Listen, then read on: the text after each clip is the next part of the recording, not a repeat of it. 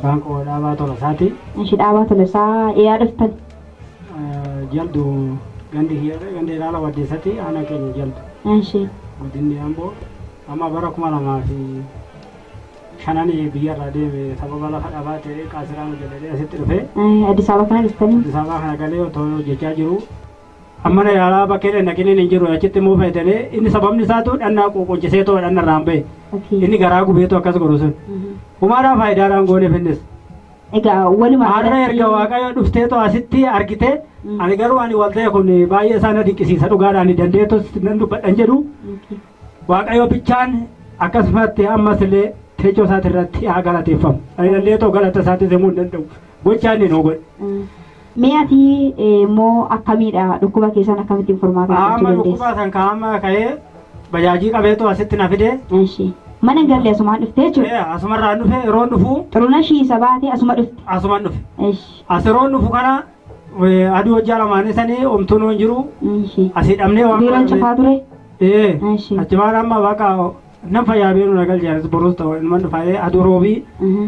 Anan kontiraata meeqan olii gadi hin deemu san yeroon mana yaalatti ba'u san Waaqayyo na arge abdiin ani kutadhee na arge waan gara kiyya ba'e anan hospitaala olii gadi bakka mana sadii dhageessan bajaajiidhaan hin dhumne kottee kiyyaan amma tokko tiradheetuma deemeetuma dhufe homaa qabeetuma deemee dhufe yeroo waldaa kana ol seenu otoo homtuunaan kadhatin dhaabadhuutuma deemina godhe.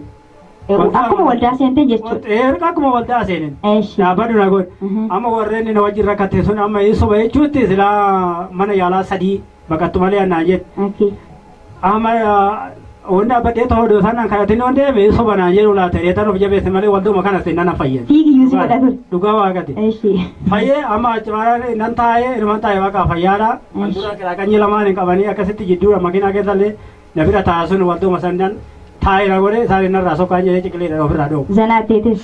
Tim jedhee taa'ee achumaan amma karoorri seexanaa sun ishiin na keessaan buqqaanee isaan na kadhannee gara shakkii kara lamatti namni na harkisaatti jedhe. Goddeeyyoota keetuu si harkisa? Marrimaan kee amma silaa tirfii ta'idhanii odoo muraminii kun hojii seexanaatii miti. Marrimaan kun tirfii ta'ee inni muramu malee silaan ta'uu booda siyaa kadhatamu achitti marrimaan kana of keessaa murteenaa jedhanii daandiitti yeroo itti dhufu. Inta wareetuma dideetuma seen. Goddeeyyoonni kee akka sadarkaa sanaanitti mana yaalatti hospitaala dhaqii opereeshinii ta'iiti isaan booda immoo siifaa kadhatanii siin jedhan. Ati immoo utuman opereeshinii hin taane nan fayyaa itti aman. Nan fayyaa ni opereeshinii ta'uu odoo waan barbaadee ta'e waldaa reefa kiyya waan duuta naan jedhan waaqayyo waan duuta naan jedhe achi naa baasan malee ani hin muramu ani bakka garaa kun bakka siibsanii tan abdiinumaan dhufe. Amma yeroo dhufanii amma kadhannaa kadhatanii nama dhibama akkasitti jedhanii dhufanii hoggaan akka silaa namni tokkoyyuu itti ani waldaa kana dhufee hin beeku maal jedhee tan amma akkasitti ka'e naanaan ka'e na qabuudha. Iddoo dhuma teessuu si kaasanii eenyudha kan fannifee ka'e siin jedhama. Paasterii fa'i. Paasterii fa'a. Amma kaa achi baanaan ka'e. Sabuma keessaa ka'e siin jedhama. Sabuma keessaa ka'e naan jedhan. Tole. Baay'ee sana na dinqisiise na dhugaa rabbiiti yoo ta'e. Achi baanaan amma ka'e. Eessa teesse immoo gaaficha gaafa dhufte fuuldura teesse immoo duuba teesse. Duuba gadi antun ta'a gara balbalaati irraa. Gara balbalaatti teesse. Achumatti si argee jechuudha. Akkuma asuma gara akkasitti ka'e naan jedhan. Achumaan ka'ee naan maal taate na homaayyuu taane akkaatti xinnoon dhukkubdeetan ture reetoo itti madde. Achumaan waala yaala hundumaa naan jedhanii akkasumatti itti madde. Amma xiqqoo yeroo san diddeetumaan na harkiftu san jettee asuma keessaa nura kana keessatti na hirti. Na hirti akkasumatti harkuma isaaniitiin akkasitti fayyatee na yeroo naan jedhan akkasitti andura carqii akkasitti raaci qabeetoo deema. Janqiin immoo narra jiru janqii irraa hin baasetoo jira. Hidhachuu hin danda'u. Harka isaaniitiin yeroo na tuqan. Yoo wayyaan keessi tuqayyuu si dhukkubaachu. Wayyaan nuti kiyya na tuqu. Dhugaadha achumaan akkasitti harkaan akkas hoggaana godhan maana dhukkubuu jedhee harka isaaniitiin. Yeroo isaan haxaanii. Akkasitti keessaa buqqee hoggaasan jedha achumaan amma shakkeedhaan harkaan. Yaada na dhukkubuu dhiise immoo hin bahee ta'an qubaan akkasitti waraanee dhaaduu dhaqe. Hin danda'u bishaan hin dhuguu midhaan hin nyaatu.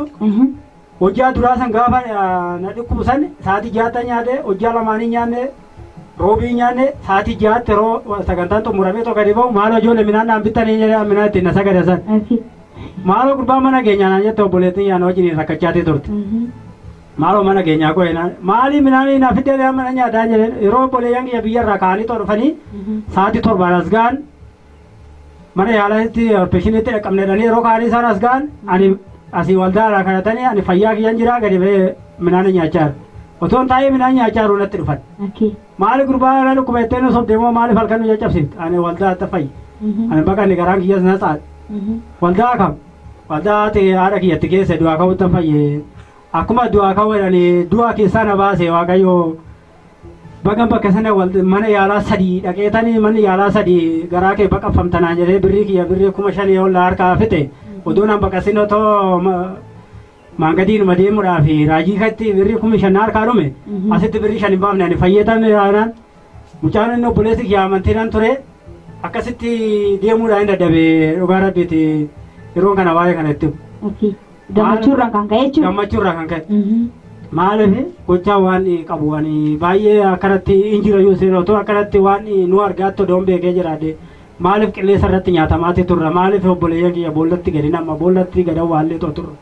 Waaqayyo ammoo amma nu yaadatee nuti isaa gara isaa bahuu dadhabe malee inni nu ganne otoo seexanaa harka jirruyyuu nu ganne inni waaqayyo harka nurra qabee seexanaa harka har'a immoo nu baasee amma kanoo garaa kiyya ani nama opereeshiniin ta'eetoo mana yaalaa dhaqeetoo taa'aa jedhe ani garaan itti nanna'uuf maaliifi waan ofiitiin harkeef waaqa garaa ofiitiin amantii amanuu dadhabanii namni achi washaagate yaada qaama ofii baqate yaada qaama ofiitiin kiniinii ofitti guure iraan namni amma kiyya waaqa hin argatan hin jedhu ani garuu dhugaadhaa namni amma kiyya argatee laataanan jedhu tabsaa itti qollee dhugaa rabbiiti namni amane homaayyuu waaqarraan dhabu namoota kana dhaggeeffataa jiraniif waaqayyoo akka waaqayyoof galata naaf galchan namoota keessa jiranillee dhufaniitoo akka fayyaa argataniif dhaamsa nan dabarsaa fi dhufaniitoo haa fayyanii hospitaala manni sadii na dadhabee mana waaqatitti fayyee waaqatu na fayyise isaanumtillee akka